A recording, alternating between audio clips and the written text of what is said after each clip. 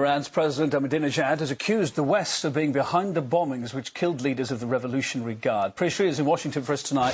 Priya, evening to you. Has there been any reaction from the US to these Iranian accusations?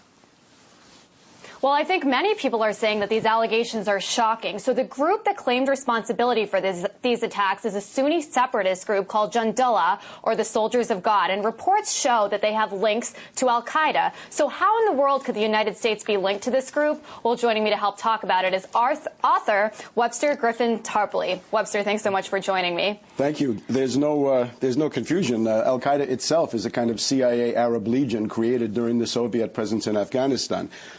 It is an open secret to any regional expert that Jundullah is controlled, funded by the U.S. and the British. I'll just give you 3 examples if I can.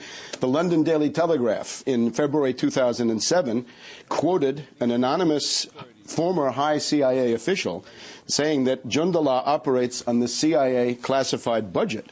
They cited Fred Burton, a former U.S. State Department official, confirming the same thing. And it's not just in this Baluchistan ethnic group, but this is being done in Iran under Kurds, among Kurds, Azeris, Arabs, as well as the Baluchis. Okay, so let me interrupt you for 1 second. Why would the United States want to fund this group?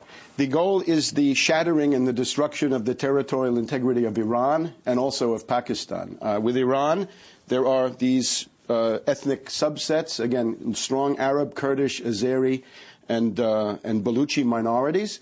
This could be used to destroy Iran from several different points of the compass, right? Essentially leaving a kind of landlocked Iranistan with Persians in the middle. At the same time, it also targets Pakistan, because if you create Greater Baluchistan, you have a successfully carved not just Iran, but also Pakistan and Afghanistan into micro-states and mini-states, as Zbigniew Brzezinski is fond of saying. One very critical thing.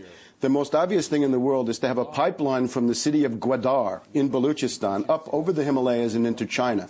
This would allow the Chinese to save an immense amount of money and time and danger in terms of getting their oil. You could also build a pipeline from Iran across the Pakistan energy corridor into China, and this is designed to block that. And is this a new relationship between the United States and Jundullah? I mean, how come we haven't heard too much about them? Are they becoming more powerful? Well, there was a flurry of attention back in 2007. We had Brian Ross of ABC News paying attention to it. Seymour Hersh in the New Yorker wrote the same thing, quoting Robert Baer of the CIA. So it's completely confirmed. The money is alleged to have started in 2005, but of course the connections here go back to British intelligence. And when the Iranians responded to this, they mentioned the British very prominently, as they should, because the matrix of all these things over decades and even centuries is the colonial presence of the British, who have a big role in this too. So it's a kind of Anglo-American joint operation to bust up these countries and prevent economic development in the region. But what about the fact that Jundullah has ties to Al-Qaeda? I mean, how does that make any sense for the United States to be associated with this group that has links to people that they're fighting?